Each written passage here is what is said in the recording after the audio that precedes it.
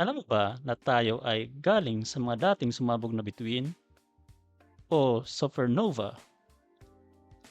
Ang mundo at ang araw ay mayroong heavy elements na gaya ng carbon at oxygen na hindi mo makikita sa very early universe. Ibig sabihin nun, tayo ay galing sa mga heavy elements generator at ito yung mga first generation star.